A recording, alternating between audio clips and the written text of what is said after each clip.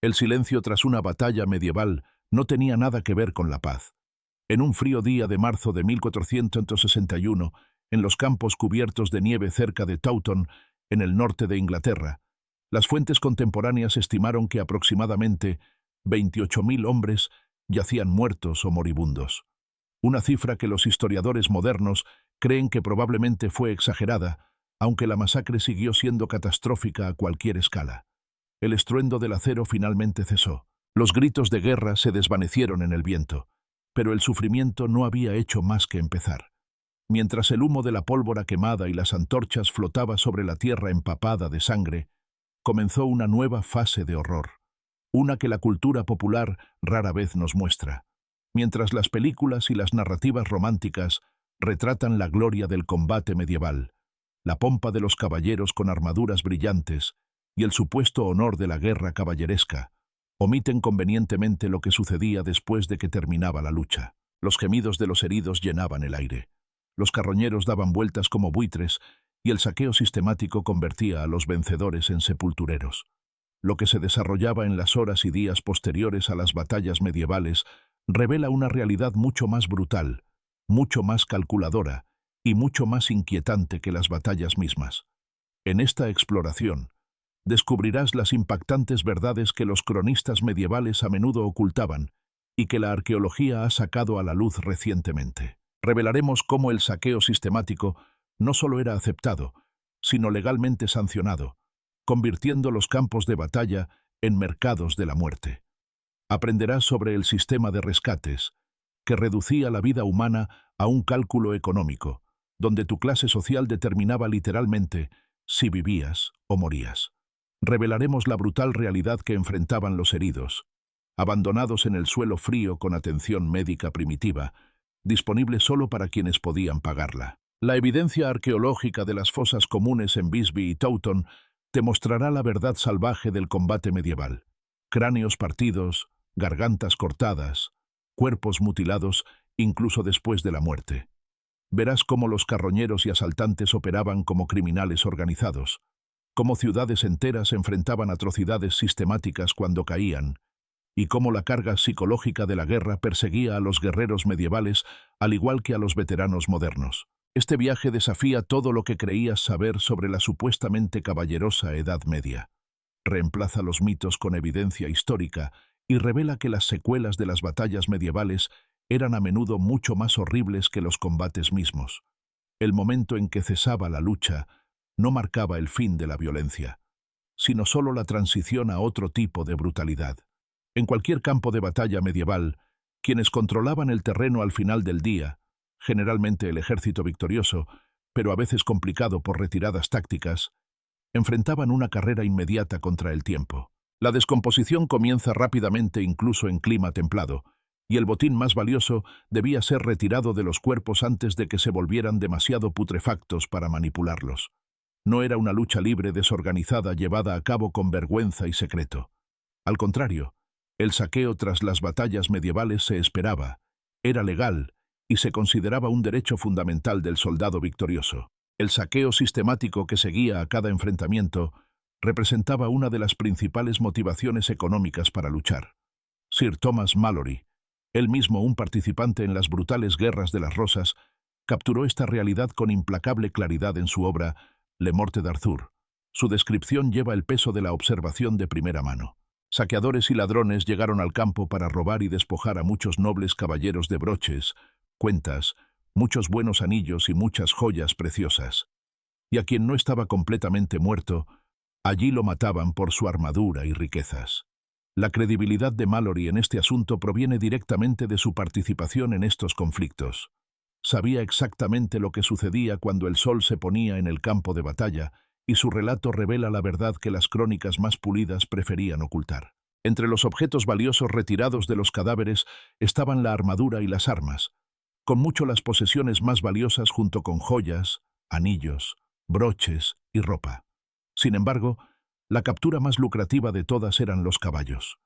En una época en la que el combate de caballería dominaba las tácticas militares, un caballo de guerra de calidad representaba una inversión enorme, y el robo o captura de caballos enemigos representaba tanto una ganancia económica como un golpe estratégico para el ejército derrotado. La cuestión de quién llevaba a cabo este saqueo revela una jerarquía de carroñeros que descendían sobre el campo de batalla como olas sucesivas de depredadores.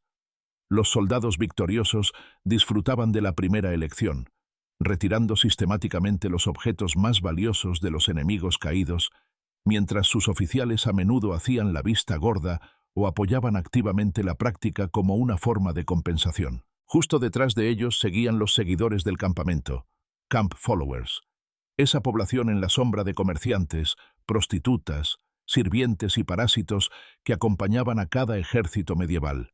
Los relatos de la época se refieren a estos individuos como chacales humanos, la carroña de la guerra, una frase que captura tanto su necesidad para las operaciones militares como la repulsión que despertaban en los cronistas. Los carroñeros locales de las aldeas y ciudades cercanas representaban la tercera ola, apareciendo después de que los ejércitos se habían ido y hurgando en lo que quedaba, con la esperanza de recuperar objetos perdidos para compensar la devastación causada a sus comunidades. Lo más impactante para la sensibilidad moderna, incluso los compañeros de armas robaban a sus propios heridos. La lealtad solo llegaba hasta cierto punto cuando un moribundo poseía un anillo valioso o una pieza de armadura que podía alimentar a una familia durante meses. La violencia perpetrada contra los heridos durante esta fase de saqueo añade una dimensión particularmente oscura a las secuelas. Los saqueadores mataban regularmente a los soldados heridos para robarles más fácilmente, poco dispuestos a perder tiempo quitando cuidadosamente la armadura de un hombre que gemía y luchaba, cuando una rápida puñalada con una daga resolvía el problema. En este sombrío cálculo no había distinción entre amigo y enemigo. La evidencia arqueológica de la batalla de Visby en 1361 proporciona confirmación material de estas prácticas. Las fosas comunes fuera de las murallas de la ciudad contenían cuerpos todavía vestidos con armaduras viejas y obsoletas, del tipo que no era lo suficientemente valioso como para justificar el esfuerzo de retirarlas. Todo lo valioso ya había desaparecido.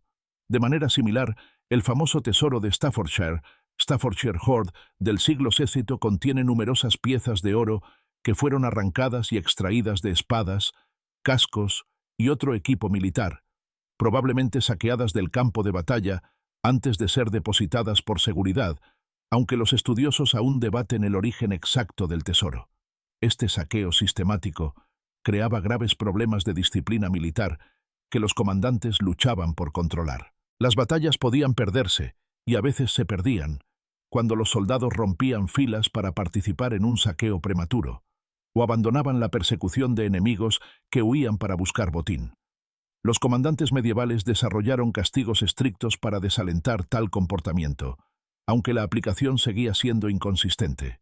La tensión en el corazón de la guerra medieval, entre la necesidad militar y el motivo de lucro, resultó ser casi imposible de resolver. Los soldados luchaban por un salario, por sus señores, tal vez por su fe, pero también luchaban por la oportunidad de enriquecerse a través del saqueo. Este cálculo económico moldeaba el comportamiento en el campo de batalla de formas que el puro valor militar nunca podría. La guerra medieval, especialmente en la Baja Edad Media, estaba profundamente inmersa en el deseo de lucro. La guerra se medía en dinero, y existían reglas elaboradas que aseguraban lo que los participantes consideraban un reparto justo de las ganancias entre los captores. Este aspecto comercial del combate creó un sistema en el que las personas se convirtieron en mercancías, cuyo valor se calculaba con la misma precisión que se aplicaba a los caballos, la armadura o la tierra. El concepto paneuropeo de hermandad caballeresca entre los nobles creó un marco cultural para este sistema, pero no se equivoquen, la base era económica, no idealista. ¿Cómo funcionaba realmente este sistema de rescate? El valor financiero de un prisionero determinaba su trato desde el momento de la captura. Según los tratados de caballería, el rescate debería corresponder al ingreso anual del prisionero, aunque esto representaba más un punto de partida para la negociación que una regla fija. Varios factores influían en el precio final. La reputación de un hombre, sus conexiones sociales y políticas, su riqueza aparente y los costos incurridos durante su cautiverio. El sistema funcionaba principalmente sobre la base de lo honor, lo que parece notable hasta que se entienden los incentivos involucrados. Los prisioneros a menudo eran liberados bajo palabra para organizar el pago y estaban obligados a proporcionar garantías como aval, pero se confiaba en que regresarían o enviarían el rescate. Esta confianza existía porque todos los involucrados entendían que romper la palabra de honor destruiría la reputación de un hombre y lo excluiría de futuras participaciones en el mismo sistema que algún día podría salvar su propia vida. Los rescates podían venderse a terceros, creando un comercio internacional de vidas humanas que resultaba altamente rentable para aquellos con los contactos adecuados. Ejemplos famosos ilustran tanto el potencial de enormes ganancias como las complicaciones políticas que podían surgir. El rey Juan II de Francia, capturado en la batalla de Poitiers en 1356, recibió misericordia y un trato razonable precisamente debido a su inmenso valor de rescate. Bertrand du Guesclin, capturado en Auray, según la mayoría de las fuentes exigió un rescate de 100.000 francos de oro, una suma astronómica que atestigua su importancia. Sin embargo, el caso de Carlos, duque de Orleans, capturado en Agincourt, muestra cómo las consideraciones políticas podían superar los incentivos económicos. A pesar de su enorme valor de rescate, permaneció encarcelado en Inglaterra durante 25 años porque era políticamente demasiado peligroso para ser liberado. Los ingleses temían lo que podría lograr si fuera liberado. Los registros indican que al menos 320 prisioneros de Agincourt fueron identificados como capturados vivos y rescatados con éxito, lo que representa una enorme riqueza distribuida entre sus captores ingleses. La brutal distinción de clases que caracterizaba a la sociedad medieval se extendía al cautiverio con consecuencias devastadoras para los soldados comunes. Los caballeros y la nobleza podían esperar un trato relativamente humano y un camino claro hacia la eventual liberación a través del rescate. Eran mercancías valiosas que debían conservarse hasta que llegara el pago. La infantería y los plebeyos, sin embargo, no tenían derecho a ninguna de las consideraciones otorgadas a la nobleza, como declaraban abiertamente las fuentes contemporáneas. La infantería común capturada podía ser vendida como esclava si existía un mercado. La mayoría eran simplemente liberados poco después de la batalla, con la condición de presentarse en un lugar designado. Esencialmente, una palabra de honor sin sentido diseñada para sacarlos del campo de batalla. La alternativa era aún más oscura. Muchos eran asesinados en el acto, en lugar de convertirse en una carga para los recursos alimentarios del vencedor. Esto plantea el escalofriante cálculo económico que los comandantes medievales enfrentaban rutinariamente. ¿Debes alimentar a los soldados enemigos capturados que no tienen valor de rescate? ¿O debes matarlos? La masacre de Agincourt en 1415 proporciona el ejemplo más famoso y controvertido de este cálculo, llevado a su extremo aterrador. El rey Enrique V, enfrentando una situación desesperada, ordenó la matanza de la mayoría de los prisioneros franceses en su ejército, posiblemente miles de hombres.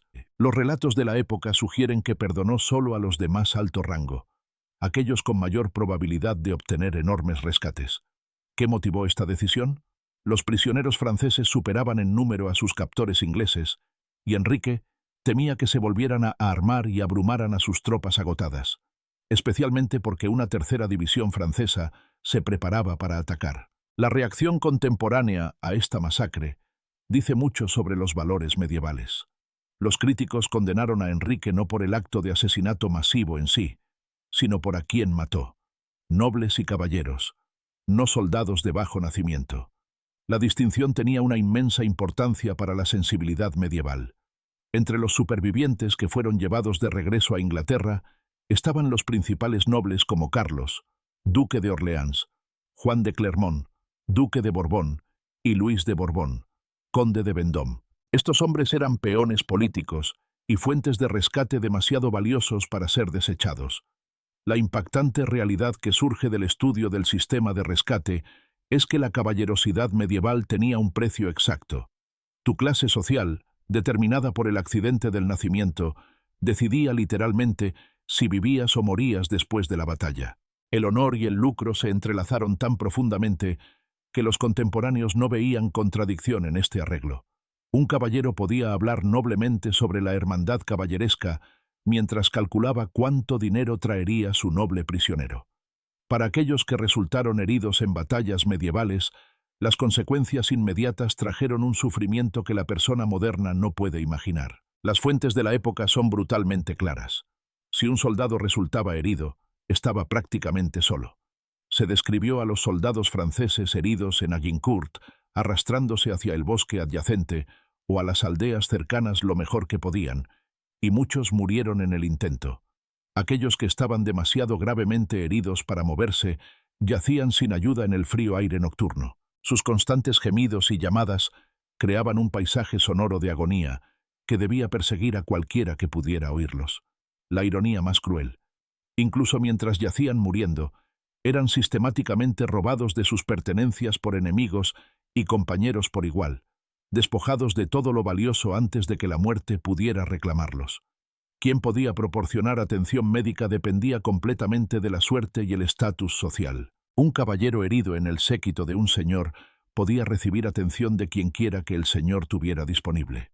Tal vez un sirviente con algún conocimiento médico, tal vez un seguidor del campamento con experiencia en el tratamiento de heridas, tal vez otro guerrero conocedor de las lesiones del campo de batalla.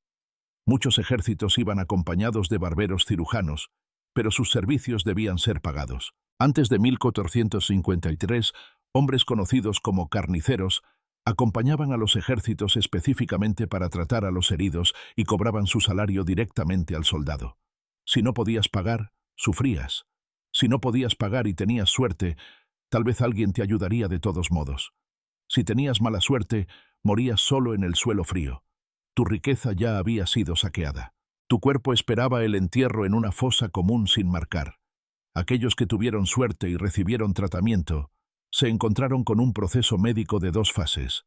Cerca de los campos de batalla se establecían hospitales de campaña, generalmente en iglesias o monasterios, donde las heridas se evaluaban y limpiaban primero.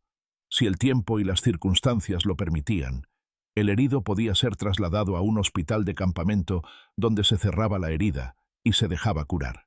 Este sistema, tosco para los estándares modernos, representaba sin embargo una medicina militar organizada que salvaba vidas. Las técnicas quirúrgicas disponibles nos horrorizarían.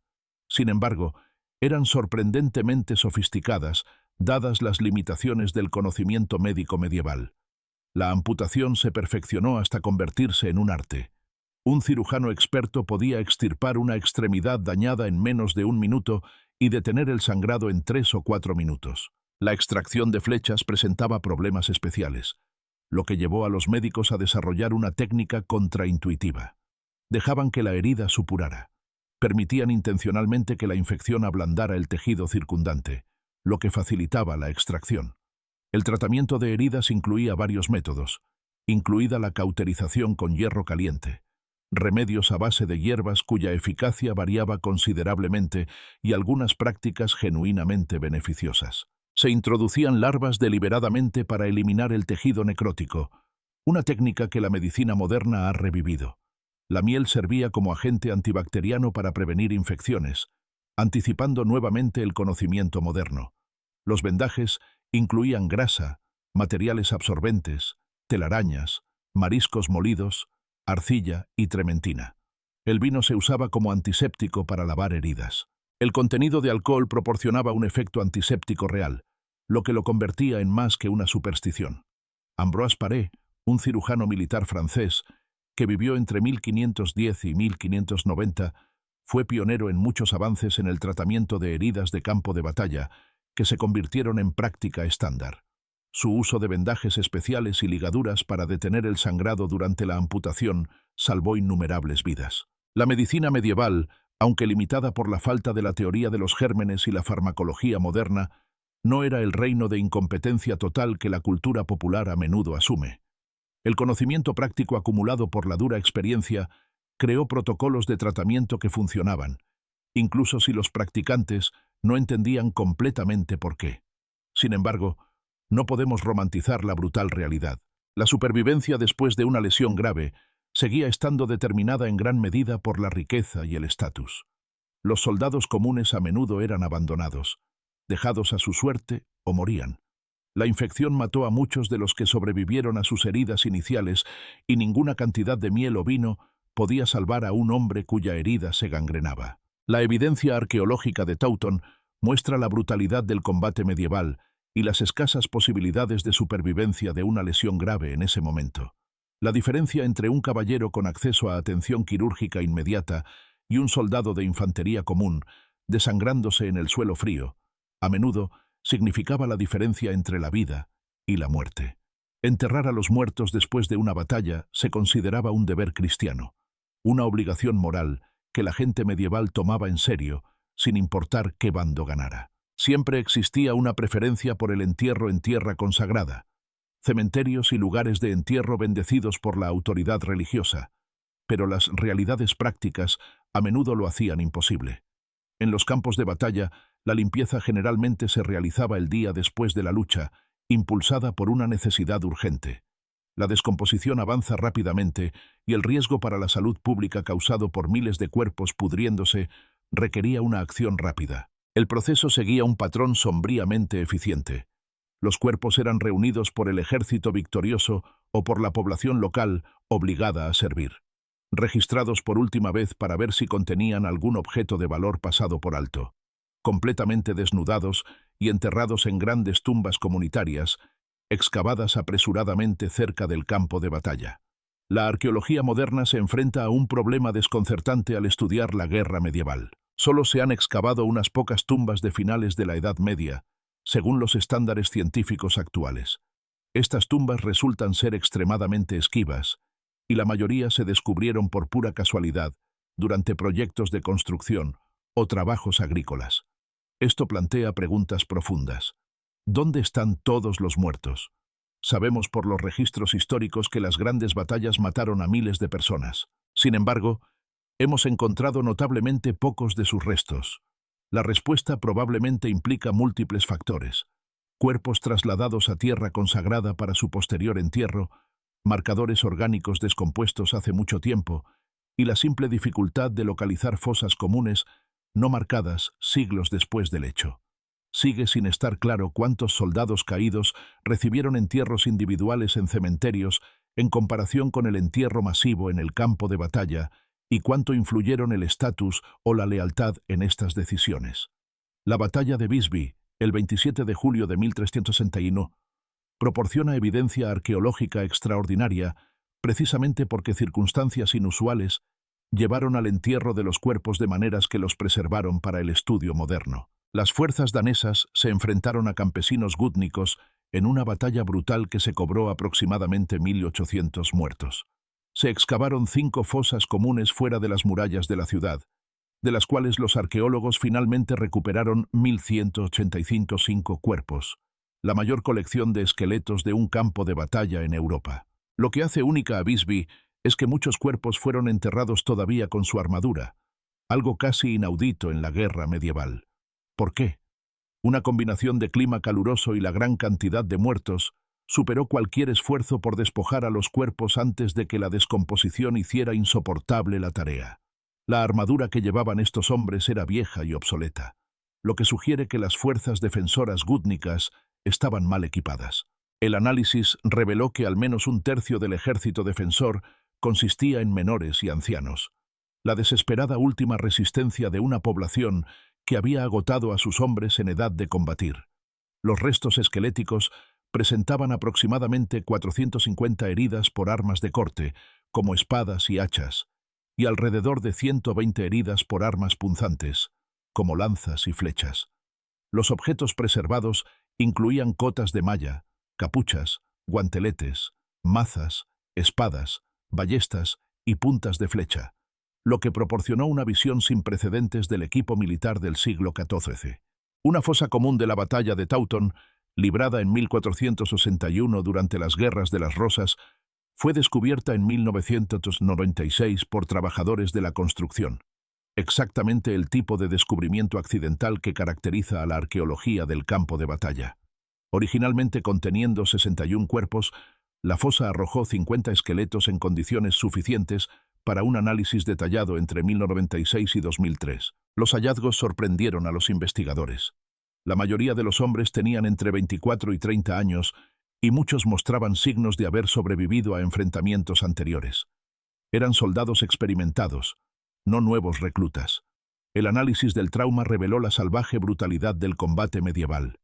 28 cráneos encontrados tenían 113 heridas entre ellos, mientras que los 38 cuerpos mostraban 43 heridas postcraneales. Las heridas se clasificaron como 73 por traumatismo por fuerza cortante, 28 por traumatismo por fuerza contundente y 12 heridas punzantes.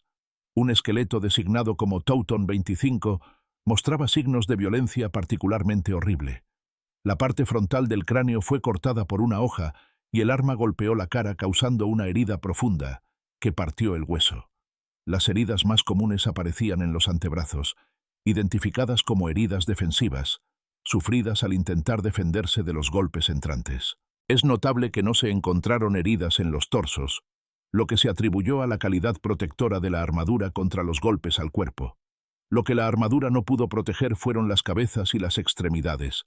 Los golpes repetidos en los cráneos con armas de asta y martillos de guerra dejaron daños aplastantes característicos. Varios cuerpos mostraban signos de dagas clavadas en la nuca, gargantas cortadas y mutilaciones realizadas en los cadáveres. Actos de ira u odio que iban más allá de la simple matanza necesaria para ganar la batalla. Esta evidencia de violencia excesiva sugiere que Taunton, ya conocida históricamente como una de las batallas más sangrientas en suelo inglés, estuvo marcada por una ferocidad especial, incluso para los estándares medievales. Si bien el entierro era la norma, hubo excepciones lo suficientemente significativas como para merecer atención. Si la batalla era muy grande, o si el bando victorioso quería deshonrar intencionalmente a los caídos enemigos, los cuerpos podían dejarse simplemente para que se descompusieran donde cayeron. Esto creaba una pesadilla de salud pública y violaba los sentimientos cristianos sobre el entierro adecuado. Pero las consideraciones políticas y prácticas a veces superaban el deber religioso. El tapiz de Bayeux, que representa las secuelas de la batalla de Hastings en 1066, muestra a soldados apilando cuerpos y despojándolos de objetos de valor, tras lo cual los cuerpos eran incinerados rápidamente o enterrados en fosas comunes cercanas. La velocidad era esencial. Los funcionarios de alto rango recibían un trato significativamente diferente, lo que enfatizaba las distinciones de clase que persistían incluso en la muerte. Los nobles a menudo eran transportados a distancias considerables para ser enterrados en iglesias importantes. Sus tumbas estaban marcadas con elaboradas esculturas. Los caballeros menores podían ser enterrados en iglesias locales con la ceremonia debida. Varias tumbas y esculturas en toda Europa conmemoran a varones y caballeros que cayeron en batallas específicas, cuyas identidades fueron preservadas, mientras que miles de soldados comunes desaparecieron en tumbas sin marcar. Un legado inesperado de las batallas medievales se manifiesta en el propio paisaje. Los campos de batalla son hoy a menudo los campos más fértiles, con cultivos que crecen notablemente más densos y fuertes, donde hace siglos se descomponían los cuerpos. El fenómeno resulta de los nitratos dejados por tantos cadáveres en descomposición, que enriquecen el suelo. La sangre y la carne de los soldados medievales literalmente alimentaron la tierra y crearon un beneficio agrícola macabro que persiste durante siglos. El saqueo que seguía a las batallas medievales no era un mero robo oportunista, sino que a menudo representaba operaciones criminales organizadas con métodos sistemáticos y claras motivaciones económicas. La complejidad de tales operaciones se ilustra con incidentes durante el asedio de Acre en 1191, donde los ladrones se infiltraron en los campamentos enemigos para robar objetos de valor e incluso secuestrar individuos para pedir rescate o venta. Tal crimen organizado florecía en el caos de la guerra medieval, operando en la zona gris entre las operaciones militares legítimas y el bandidaje abierto. Comprender este fenómeno requiere examinar el contexto económico en el que operaban los soldados medievales. Muchos, especialmente aquellos en las filas mal pagadas, recurrían al saqueo por necesidad económica más que por simple codicia. Partes significativas de los ejércitos medievales no recibían ningún salario regular. Estos hombres se unían a campañas militares con el entendimiento explícito de que ocasionalmente ayudarían a llenar las filas a cambio de acceso a un botín potencial. Existían en ese espacio liminal entre el soldado legítimo y el criminal, pobres y expuestos a la violencia, parados en la frontera entre el crimen civil y la depredación en el campo de batalla.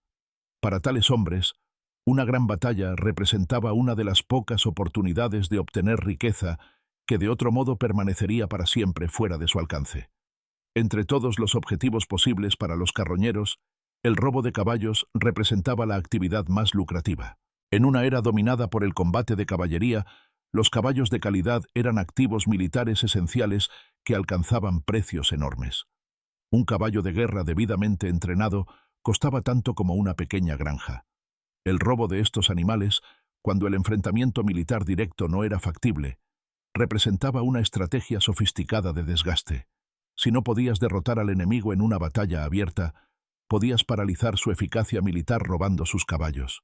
Los registros de la época a menudo documentan pérdidas devastadoras de caballos durante las campañas, pérdidas que tenían consecuencias tanto militares como económicas.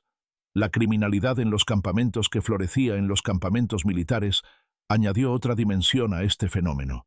Los crímenes oportunistas eran constantes, lo que obligaba a los soldados a mantener la vigilancia incluso al cumplir con sus necesidades biológicas. Un hombre no podía aliviarse con seguridad sin vigilar sus pertenencias. El robo entre supuestos compañeros de armas simplemente se aceptaba como un aspecto inevitable de la vida militar. La confianza solo llegaba hasta cierto punto cuando todos estaban desesperados y la mayoría poseía poco. Después de que los ejércitos abandonaban el campo de batalla, los carroñeros locales descendían para hurgar en lo que quedaba. Su motivación era en parte simple adquisición, pero también desesperación. Los ejércitos medievales devastaban rutinariamente las regiones por las que pasaban. Los cultivos eran pisoteados, el ganado comido o robado, las casas saqueadas en busca de cualquier cosa útil.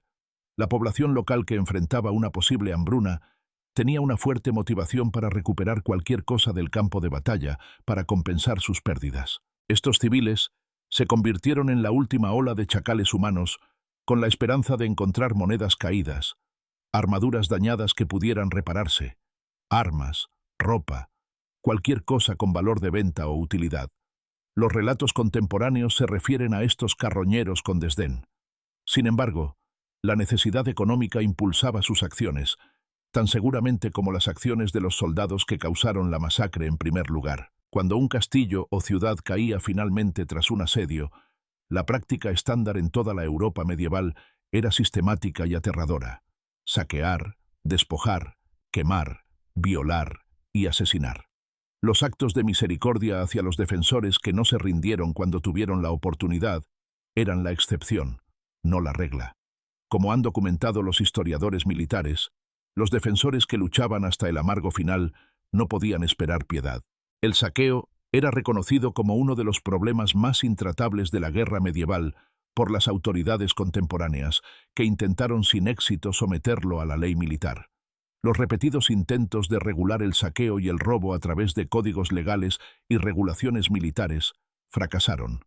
La práctica resultó estar demasiado arraigada en la estructura económica de la guerra, demasiado esperada por los soldados como compensación por su servicio y demasiado útil como táctica de terror contra futuros enemigos.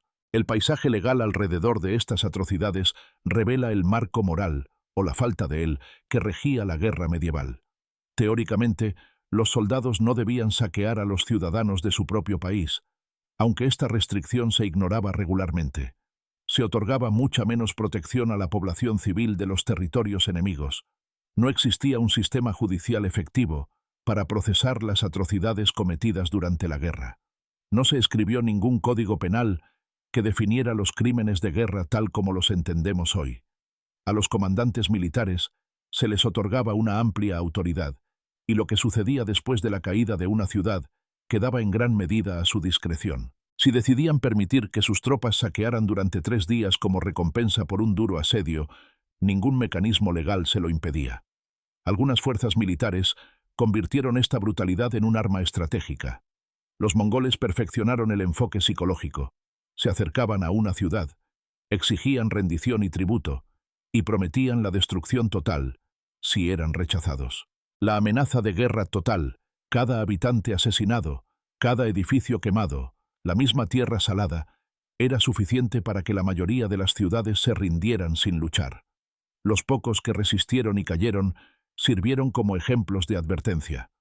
Los mongoles Se aseguraron de que se difundieran las noticias sobre lo que sucedía cuando alguien los desafiaba, creando así una reputación que precedía a sus ejércitos y reducía la necesidad de combate real. Ejemplos históricos concretos muestran la escala y el horror de las atrocidades medievales contra civiles.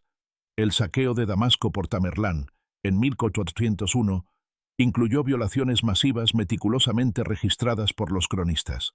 La caída de Constantinopla en 1453 trajo violaciones masivas, esclavitud de mujeres y niñas, y esclavitud sexual de niños pequeños en una escala que conmocionó incluso a los observadores experimentados. Durante las guerras italianas, la violencia contra personas desarmadas era una práctica común, y el saqueo de ciudades ricas iba acompañado de asesinatos en masa.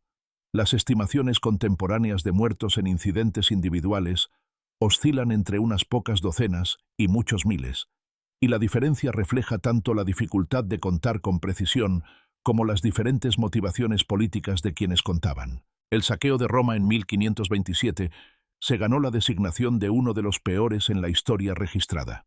Un senador veneciano que presenció las secuelas escribió que el infierno mismo sería un espectáculo más hermoso. Los primeros intentos de imponer responsabilidad legal por tales crímenes aparecieron ocasionalmente. Peter von Hagenbach, un caballero que vivió aproximadamente entre 1320 y 1374, enfrentó un juicio por violar las reglas de la guerra. El tribunal lo declaró culpable y lo condenó a ser decapitado, lo que representa uno de los primeros intentos documentados de responsabilidad legal de un comandante militar por atrocidades. Este precedente, aunque importante, tuvo un impacto práctico generalmente limitado en la guerra medieval. El impacto en la población civil se extendía más allá de las muertes y lesiones inmediatas. La devastación económica podía durar generaciones con tierras agrícolas devastadas, redes comerciales rotas y artesanos calificados asesinados o dispersos. El trauma psicológico afectó profundamente a los sobrevivientes, aunque tenemos evidencia directa limitada de ello en el registro histórico. El tejido social de las comunidades se desgarró, familias separadas por la muerte y la esclavitud, jerarquías tradicionales interrumpidas y la memoria colectiva marcada por experiencias de violencia extrema. La guerra medieval era, en este sentido, a menudo más destructiva para los civiles que para los propios combatientes, una realidad sombría que persiste en los conflictos modernos. Las fuerzas victoriosas en las batallas medievales marcaban su éxito a través de elaboradas ceremonias religiosas que dicen mucho sobre la cosmovisión espiritual de la época. El himno Te Deum, cuyo título latino Te Deum Laudamus significa «A ti, oh Dios, te alabamos», sirvió durante siglos como la expresión católica estándar de acción de gracias. Este antiguo himno, que data de al menos el siglo IV, se cantaba después de grandes victorias para agradecer a Dios por su favor y para reconocer que el éxito militar no proviene solo de la destreza humana, sino de la intervención divina. Las celebraciones después de la batalla de Agincourt en 1415 ilustran cuán profundamente la religión impregnaba la cultura militar medieval, cuando la noticia de la asombrosa victoria de Enrique V llegó a Londres. El alcalde y la población cantaron el Te Deum por toda la ciudad. Las campanas de las iglesias repicaban desde cada torre. Su sonido se extendía a millas de distancia y anunciaba el triunfo a todos los que podían oír. En la abadía de Westminster se celebró un servicio formal al que asistieron tanto el alcalde como los miembros de la familia real. Fue una acción de gracias nacional que unió al pueblo inglés en gratitud a Dios por su salvación, ante lo que parecía ser una derrota segura contra una fuerza francesa mucho mayor. Celebraciones similares marcaron la batalla de Lepanto en 1571, cuando el rey Felipe II de España ordenó cantar el Te Deum en todo su reino tras la victoria de la flota católica sobre los turcos otomanos. Esta batalla detuvo el avance naval musulmán hacia la Europa católica y su importancia religiosa se consideró primordial. La Inglaterra medieval, como país profundamente católico antes de la Reforma, tenía tradiciones bien establecidas de rituales religiosos públicos que celebraban el tema de la acción de gracias. Los servicios públicos de acción de gracias se anunciaban en varias ocasiones fuera de las victorias militares. Cosechas exitosas, nacimientos reales, liberación de la plaga. Los monarcas proclamaban regularmente días de acción de gracias con el Te Deum cantado en latín, uniendo los eventos terrenales con la providencia divina. Sin embargo, Junto a estas solemnes ceremonias religiosas, existían manifestaciones de comportamiento caballeresco que parecían casi teatrales en su demostración de ideales nobles. Después de la batalla de Poitiers, el victorioso príncipe inglés Eduardo organizó una cena en su alojamiento para el capturado rey francés Juan y otros grandes señores que eran sus prisioneros. Los relatos contemporáneos enfatizan que el príncipe sirvió al rey tan humildemente como pudo, demostrando el papel de sirviente ante su cautivo real. Esta muestra de cortesía caballeresca debe entenderse en contexto. Estos hombres esperaban pagos de rescate que enriquecerían inmensamente a sus captores. La representación de nobleza y honor servía a propósitos políticos y sociales. Creaba narrativas que los cronistas registrarían y la posteridad recordaría. Estos actos mostraron que la victoria se podía lograr sin sacrificar los códigos de conducta que separaban a los caballeros cristianos civilizados de los meros bárbaros. Las secuelas de la batalla de Hastings produjeron otro tipo de reacción religiosa que reconoció la carga espiritual creada por la guerra. Los obispos normandos impusieron penitencias, un conjunto detallado de penitencias requeridas a todos los participantes en la campaña. Este notable documento reconoció que incluso una guerra justa, incluso una guerra victoriosa, dejaba manchas espirituales en quienes mataban. El decreto especificaba diferentes penitencias basadas en lo que el hombre había hecho durante la campaña, cuántos había matado, si había saqueado, si había violado otras prohibiciones. Este esfuerzo que los eclesiásticos medievales invirtieron en reflexionar sobre el perdón por matar sugiere una conciencia real de la necesidad de ritualizar el regreso a la vida normal. Los guerreros que habían pasado días en un estado elevado de combate, que habían matado y visto morir a amigos, que habían presenciado y tal vez participado en atrocidades, no podían simplemente regresar a la sociedad civil sin cambios. El sistema de penitencia proporcionó un marco para reconocer lo que había sucedido y trabajar hacia la reconciliación espiritual. Estas diferentes reacciones a la victoria revelan profundas divisiones en el corazón de la cultura medieval. La acción de gracias religiosa existía junto a la brutalidad sistemática. Las demostraciones caballerescas de cortesía enmascaraban fríos cálculos económicos sobre los valores de rescate. La penitencia por el pecado de matar se realizaba mientras se celebraban simultáneamente las victorias que requerían esa matanza. La gente medieval, como la gente de todas las épocas, tenía la capacidad de sostener simultáneamente valores aparentemente contradictorios. Su cosmovisión era lo suficientemente espaciosa como para abarcar tanto una profunda fe religiosa como una violencia calculadora. La idea de que el trauma psicológico del combate es un fenómeno moderno, algo que apareció solo con la guerra industrial del siglo XX, representa un malentendido fundamental de la psicología humana. La evidencia de sufrimiento psicológico relacionado con el combate se remonta a la antigüedad. Los antiguos textos asirios de años tan lejanos como el 609 a.C. contienen menciones de soldados que muestran síntomas notablemente similares al trastorno de estrés postraumático, TEPT, moderno, lo que representa potencialmente la evidencia documentada más antigua de trauma de combate. El historiador griego Heródoto registró un incidente de la batalla de Maratón en el año 400 a.C., en el que un soldado quedó ciego después de ver a su amigo muerto a su lado. Una reacción psicosomática al trauma. La biografía de Plutarco del general romano Cayo Mario describe a un hombre que sufre pesadillas, sueños perturbadores, consumo excesivo de alcohol y flashbacks de batallas anteriores cuando se expone a un estrés severo. Estos síntomas serían reconocidos inmediatamente por cualquier psicólogo moderno como consistentes con el TPT. Los caballeros medievales, a pesar de su reputación de guerreros duros nacidos para la violencia, no eran inmunes a las consecuencias psicológicas de la exposición repetida al combate. Geoffroy de Charny, un caballero muy respetado del siglo XIV, escribió un libro sobre la caballería que incluía descripciones de consecuencias psicológicas que se asemejan fuertemente a los síntomas del TPT según los científicos modernos. Charny mencionó las dificultades que soportaban los caballeros: mal sueño que los dejaba constantemente agotados, hambre que los carcomía incluso cuando había comida disponible, y la sensación de que la naturaleza misma se volvía contra ellos. Estas descripciones sugieren una comprensión de que la guerra cobraba un precio mental más allá de los peligros físicos. Las crónicas medievales Cuando se leen cuidadosamente, contienen numerosas menciones de caballeros y soldados perseguidos por visiones de batallas y atormentados por los rostros de aquellos a quienes mataron. Estas narrativas generalmente enmarcaban el sufrimiento en términos religiosos o morales, en lugar de médicos. El guerrero es castigado por sus pecados o los muertos regresan como espíritus inquietos. Pero la realidad psicológica subyacente permanece. La saga de Grettir de Islandia describe a su protagonista sufriendo miedo y ansiedad intensos después de enfrentamientos de combate, lo cual es una desviación del ideal guerrero estoico que la saga solía celebrar. Durante la Tercera Cruzada, de 1390 a 1192, un cronista describió a los cruzados que sobrevivieron ilesos físicamente, pero cuyos corazones fueron atravesados por las espadas del dolor, de varios tipos de sufrimiento.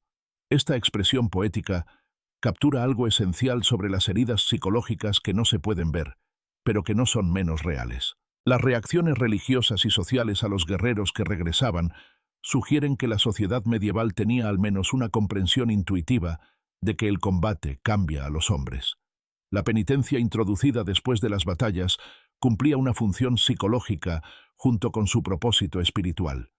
Al proporcionar un reconocimiento ritualizado de lo que el guerrero había experimentado y hecho, al requerir actos específicos de perdón, el sistema creó un camino de regreso a la normalidad. Esto podría entenderse como una forma primitiva de curación psicológica, aunque la gente medieval nunca habría usado tal terminología. El papel de la comunidad al dar la bienvenida a los guerreros a casa, el papel de la Iglesia al absolver sus pecados y la provisión ocasional de estatus especial a los veteranos por parte del sistema legal, todo sugiere estructuras sociales diseñadas para gestionar la reintegración de hombres que habían sido fundamentalmente alterados por la violencia. ¿Por qué la gente medieval no era inmune al trauma psicológico a pesar de vivir en una época más violenta?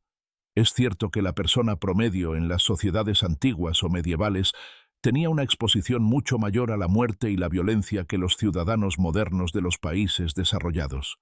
Las ejecuciones públicas eran eventos comunitarios. La mortalidad infantil era asombrosa, las enfermedades mataban sin previo aviso. Los animales eran sacrificados en las calles y en las casas. Esta mayor familiaridad con la realidad de la muerte ciertamente significaba que la gente medieval estaba mejor condicionada para lidiar con ella. Sin embargo, no hay razón para creer que fueran completamente inmunes a las consecuencias psicológicas de la exposición continua a la violencia extrema. El trauma de combate es diferente de otros encuentros con la muerte. La imposición intencional de la muerte a otros seres humanos, la constante proximidad de la propia muerte violenta potencial, la sobrecarga sensorial de la batalla, el daño moral de cometer o presenciar atrocidades.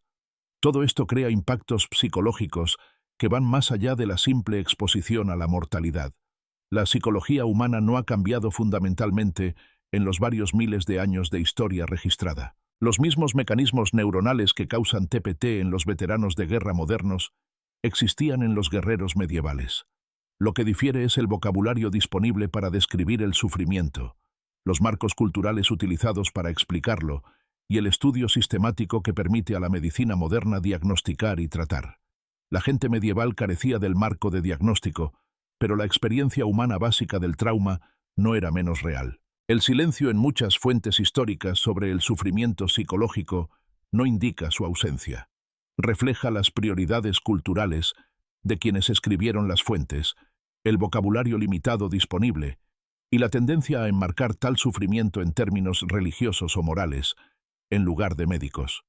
Comprender lo que sucedió después de las batallas medievales requiere interactuar con las fuentes que documentan estos eventos y reconocer tanto sus invaluables percepciones como sus profundas limitaciones.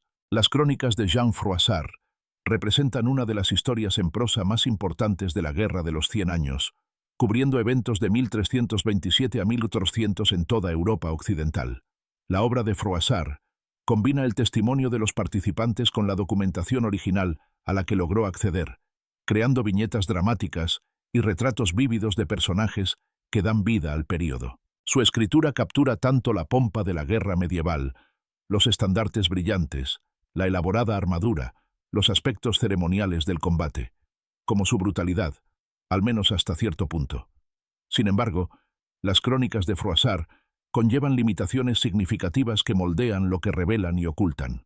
Froissart, escribiendo para patronos cortesanos que valoraban ciertas narrativas, enfatizaba el esplendor y la pompa de acuerdo con las tradiciones caballerescas. Los ideales heroicos de la caballería se tratan extensamente. Las víctimas y las causas del sufrimiento a menudo se pasan por alto o se minimizan. Su relato de las secuelas de la batalla de Poitiers se centra en la escena cortesana del príncipe, organizando una cena para el rey francés, capturado, y los grandes señores, y sirviéndoles en una muestra de virtud caballeresca. Sobre lo que no escribe, los soldados comunes asesinados o moribundos, el saqueo de cadáveres, los brutales cálculos sobre quién vive y quién muere, es tan importante como lo que incluye. Esta memoria selectiva servía a los propósitos políticos y sociales de sus patronos, quienes preferían narrativas que reforzaran su autoimagen como caballeros honorables, no como participantes en una empresa brutal impulsada por el lucro. Jean de Joinville, uno de los grandes cronistas de la Francia medieval, ofrece una perspectiva notablemente diferente. Su obra más famosa, Vida de San Luis, proporciona una biografía del rey Luis IX y una crónica de la Séptima Cruzada, en la que Joinville participó personalmente. Como testigo de los eventos que describe, Joinville aporta una autoridad inmediata a su narración. Lo que distingue a su escritura es su descripción desgarradora e implacable del sufrimiento que soportaron las tropas francesas. Sus descripciones de batallas logran ser simultáneamente emocionantes y detalladas, sin rehuir las crueles realidades del daño físico causado por las armas medievales. Espadas cortando carne y hueso, cuerpos pisoteados por caballos, hombres ahogándose en armaduras demasiado pesadas para nadar. Joinville lo registra todo. Su narración es honesta y busca la neutralidad con respecto a todo lo que experimentó personalmente, aunque su devoción a Luis IX colorea su retrato general. La obra está llena de vida, incorporando anécdotas e incluso humor junto al horror, creando así una imagen más completa de la experiencia de los cruzados. Lo que las crónicas medievales revelan y ocultan refleja las circunstancias de su creación. Estas obras fueron escritas para una audiencia específica, generalmente para nobles y patronos que encargaron o apoyaron el trabajo del cronista. Las agendas políticas moldearon qué eventos se enfatizaron y cuáles se suprimieron o se omitieron por completo. Algunas brutalidades podían mencionarse, especialmente si servían para demonizar al enemigo, pero otras fueron silenciadas para proteger la reputación de los patronos del cronista o sus aliados. La tensión entre los ideales heroicos y las realidades económicas rara vez recibía un reconocimiento directo. Más significativamente, la gente común permanece mayormente invisible en estas narrativas. Cuando los soldados comunes aparecen, generalmente existen como telón de fondo para las acciones de los nobles. Sus experiencias y sufrimientos individuales se consideran indignos de un registro detallado. Aquí, la arqueología proporciona una corrección crucial al registro textual. Los esqueletos no mienten sobre cómo murieron. Las fosas comunes en Towton y Visby revelan una brutalidad que las crónicas minimizan o ignoran. Los golpes repetidos en los cráneos, la mutilación de cadáveres, el número mismo de muertos. La evidencia material demuestra realidades que habrían roto las narrativas caballerescas que construían los cronistas. Cuando los hallazgos arqueológicos contradicen o complican las fuentes escritas, obtenemos una visión de lo que las élites medievales querían recordar frente a lo que realmente sucedió. La combinación de fuentes textuales y evidencia material permite a los historiadores modernos armar una imagen más completa, reconociendo tanto los ideales genuinos que motivaron cierto comportamiento medieval como las brutales realidades que estos ideales a menudo no lograban limitar. ¿Quiénes eran los hombres que luchaban en las batallas medievales y qué sucedía cuando regresaban a casa? A diferencia de los ejércitos profesionales modernos, donde los soldados sirven por períodos prolongados o carreras completas, la mayoría de los soldados medievales eran solo a tiempo parcial. Después de que terminaban las campañas, regresaban a sus ocupaciones civiles. Muchos tenían ocupaciones calificadas o no calificadas en entornos urbanos. Herreros, carpinteros, comerciantes, trabajadores. El soldado suizo Urs Graf sirve como ejemplo ilustrativo. Su ocupación principal era la de orfebre, un oficio altamente calificado que requería años de formación. Sin embargo, sirvió en campañas militares cuando surgió la oportunidad o la obligación. Esta doble identidad de artesano y guerrero caracterizó a muchos soldados medievales. Para los sobrevivientes, la reintegración económica dependía en gran medida de cuán exitosos hubieran sido durante la campaña. La guerra representaba una empresa potencialmente rentable para aquellos que eran lo suficientemente inteligentes o afortunados como para aprovecharla. Un soldado que capturaba prisioneros con valor de rescate o que saqueaba con éxito objetos valiosos podía regresar a casa sustancialmente más rico que cuando se fue. Estos hombres podían usar sus ganancias para expandir sus negocios, comprar tierras o aumentar su estatus social dentro de la movilidad limitada que permitía la sociedad medieval.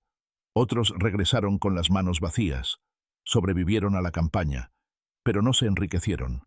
Estos hombres regresaron a las mismas circunstancias económicas que dejaron. Tal vez peor, si acumularon deudas durante su ausencia o si su ausencia dañó sus relaciones comerciales. Aquellos que sobrevivieron a las lesiones enfrentaron desafíos físicos de por vida. La atención médica medieval, aunque más sofisticada de lo que comúnmente se supone, tenía graves limitaciones. Los amputados luchaban con el trabajo manual que requerían sus ocupaciones anteriores. El dolor crónico era común e intratable más allá de los remedios a base de hierbas de dudosa eficacia. Algunos veteranos heridos recurrieron a la mendicidad, parados frente a iglesias o en mercados y exhibiendo sus heridas como prueba de su servicio y reclamo de caridad. Otros podían encontrar un trabajo más ligero si lograban aprovechar los lazos familiares o comunitarios. La ausencia de cualquier apoyo sistemático para los veteranos heridos significaba que las circunstancias individuales, la riqueza familiar, la compasión de la comunidad y la gravedad de la discapacidad determinaban si un hombre sobrevivía o moría de hambre.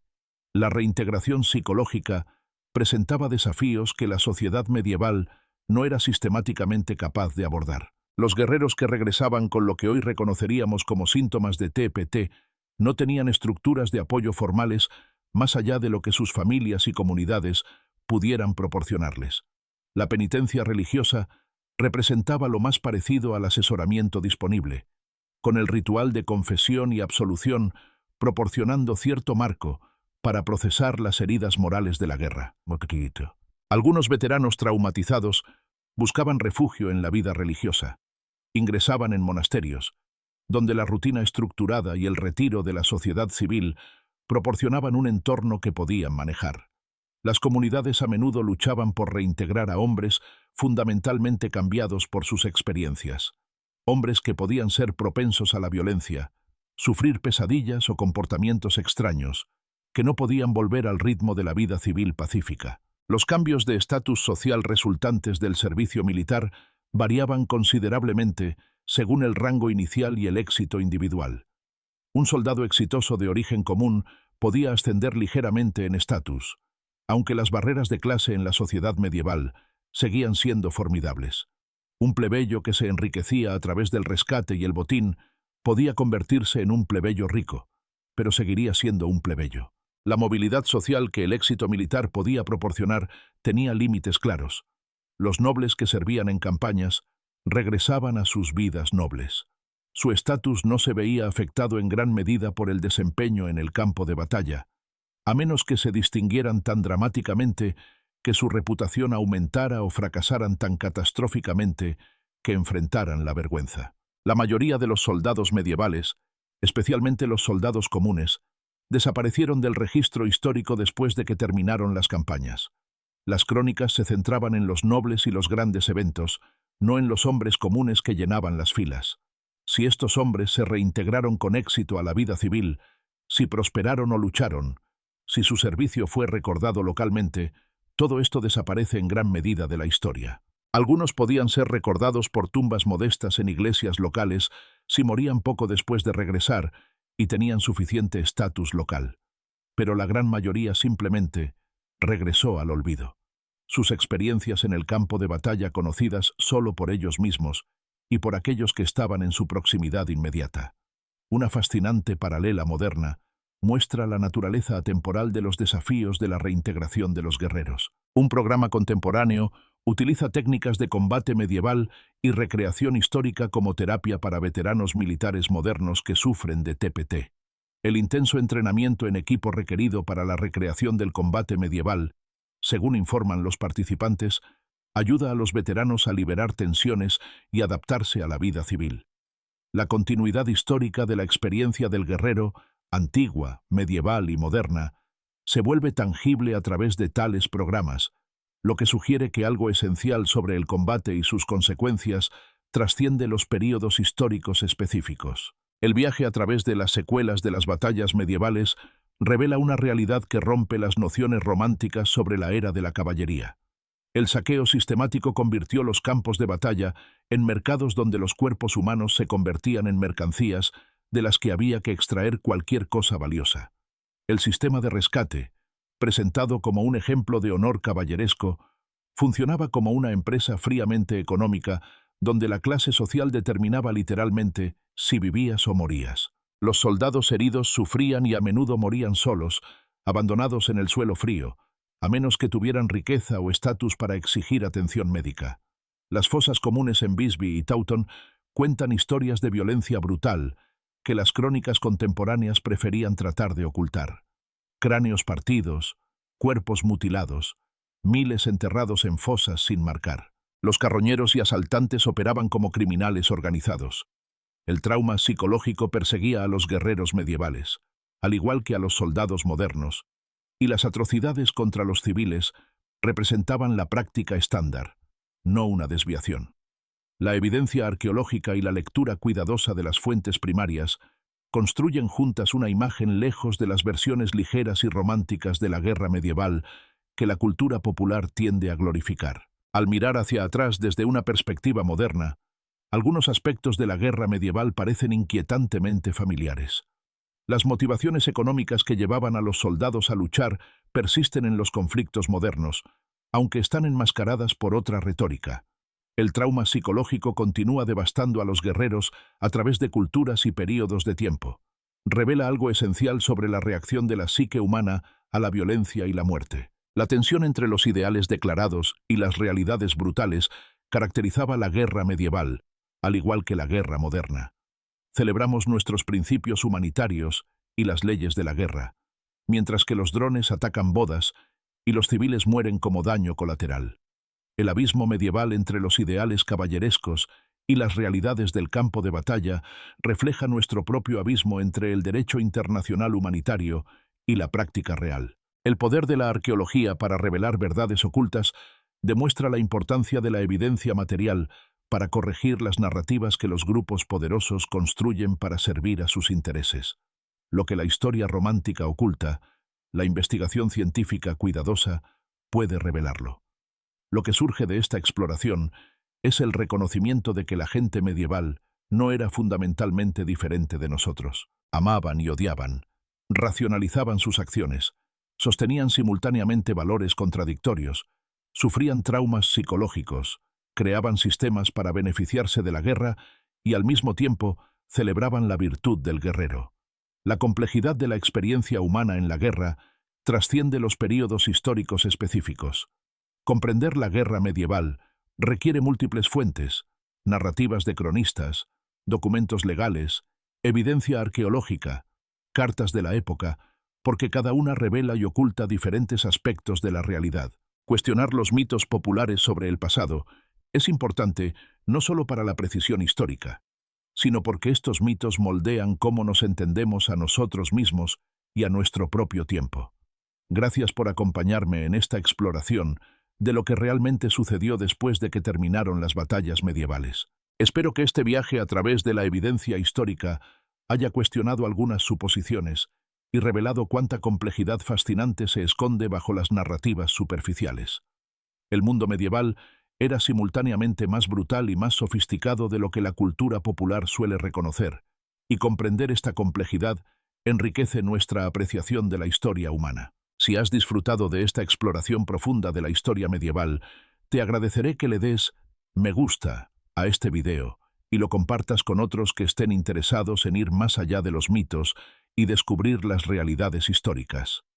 ¿Qué aspecto de las secuelas de la batalla medieval te impactó más? ¿El saqueo sistemático, la economía del rescate, la evidencia arqueológica de violencia o algo más? Comparte tus pensamientos en los comentarios. Realmente me gustaría saber qué resonó contigo. Suscríbete a este canal para más exploraciones de la historia medieval basadas en evidencia que priorizan las fuentes primarias y los hallazgos arqueológicos sobre la fantasía romántica. El pasado merece ser entendido en sus propios términos, en toda su compleja, contradictoria y fascinante realidad.